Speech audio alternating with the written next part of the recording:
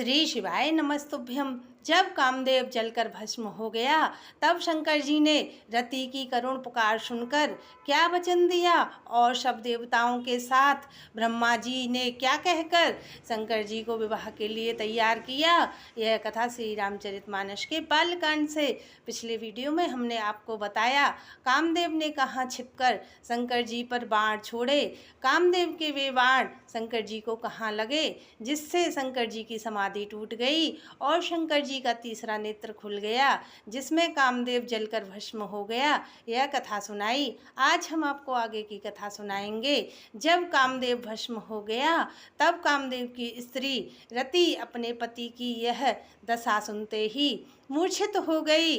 तब रति रोती चिल्लाती हुई और भांत भांत से करुण पुकार करती हुई शंकर जी के पास गई।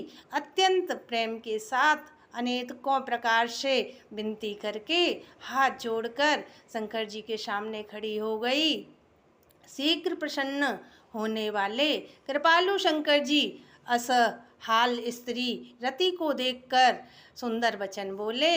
हे रति, अब तेरे स्वामी का नाम अनंग होगा, वह बिना शरीर के ही सबको व्यापेगा। अब तू अपने पति से मिलने की बात सुन। जब पृथ्वी पर बड़े भारी भार को उतारने के लिए यदुवंश में श्री कृष्ण का अवतार होगा तब तेरा पति श्री कृष्ण के पुत्र प्रद्युम्न के रूप में उत्पन्न होगा। मेरा यह वचन अन्यथा नहीं होगा। शिवजी के वचन सुनकर कामदेव की स्त्री रति चली गई। अब दूसरी कथा विस्तार से कहता हूँ। ब्रह्मादि देवताओं ने यह समाचार सुने तो वे वैकुंठ को चले गए। फिर वहाँ से विष्णु और ब्रह्मा सहित सब देवता वहाँ गए जहाँ कृपा के धाम शंकर जी थे। सबने शंकर जी की अलग अलग स्तुति की और तब शंकर जी प्रसन्न हो गए। तब कृपा के समुद्र शिव जी बोले, हे देवताओं, कहो आप किस लिए आए हैं। तब ब्रह्मा जी ने कहा, हे प्रभु, हे अंतर्यामी, हे स्वामी, भक्ति बस मैं आपसे विनती करता हूँ।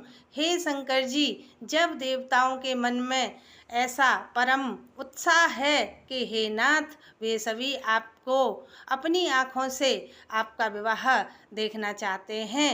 हे कामदेव के मद को चूर करने वाले, आप ऐसा कुछ कीजिए जिससे सब लोग इस उत्सव को नेत्र भर कर देखें। हे कृपा के सागर शंकर जी, अपने कामदेव को भस्म करके रति को जो वरदान दिया सो अच्छा किया।